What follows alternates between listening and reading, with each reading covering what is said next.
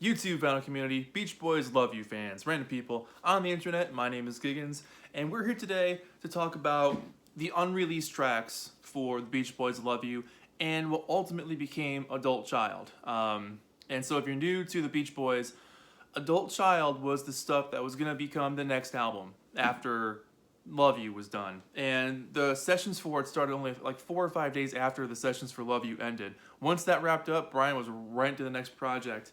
And on one hand, that's fascinating because he still had that momentum and that drive. He was really pushing himself, he was really enjoying it. And knowing that their contract was up with Warner Reprise, Warner had zero interest in another project. They were like, look, you guys already signed with CBS. We're good. We don't need anything else. You can record, but we're not going to do anything with it.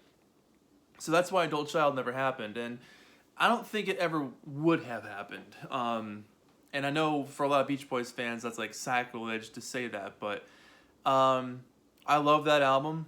I think it's got some great, fantastic tracks on it, but it's not something that would sell. I mean, this album is pushing it.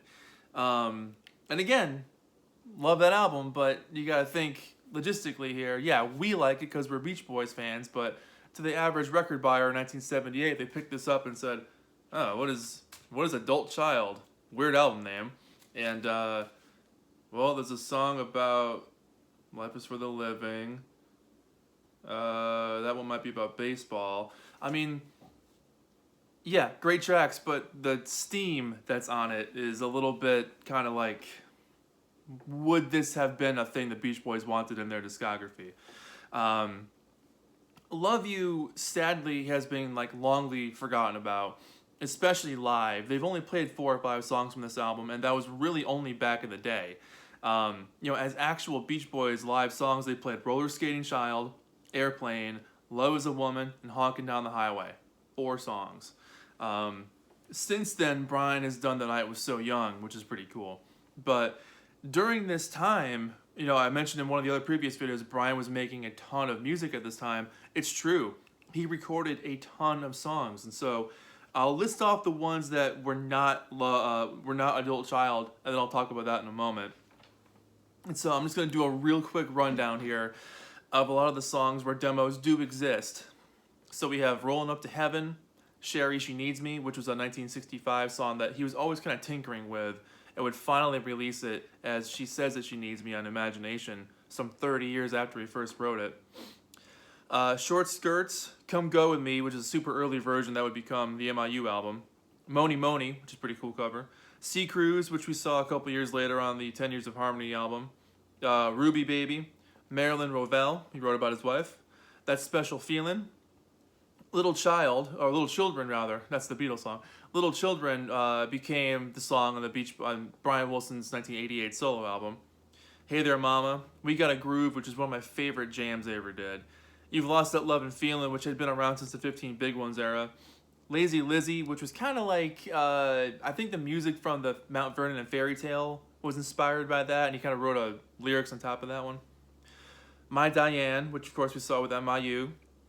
New England Waltz, which is exactly what it sounds like. It's a waltz piece of almost classical music. A really early version of Lady Linda, so Al was in there somewhere, which is pretty cool. Our Team, which is a fantastic song that should have been on an album somewhere. Might Come Back to LA, which is kind of MIU at that point. This song called Why, which I'm not really sure if this is actually from that time period or not. Hey Little Tomboy, which has been around for a while. And Clangin', along with 11th Bar Blues, which I've never heard that one. So he had a ton of material at this point. Is all of it A-game stuff? No, but he's recording and writing, which is awesome, and that's how you get to your best stuff. So if you're online there, jot down some of those songs. I'm sure they're on YouTube at this point. I've had them on bootlegs for years, but as far as Adult Child goes, there was a proposed set list for it, and at this time, Brian was really into like writing for Frank Sinatra. He'd written a couple of songs like Life is for the Living, and I think he wrote It's Over Now for Frank as well. And he just was in that kind of mindset of like these like Dick Reynolds type productions, who he was working with again, which was pretty cool. He did the arrangements for the Beach Boys Christmas album, the string arrangements. And, So to have a to try to sell a new Beach Boys album at that time was really difficult. But then to sell one when the Beach Boys are doing like Frank Sinatra type music must have been for the record companies like what do we I don't know what to do with this.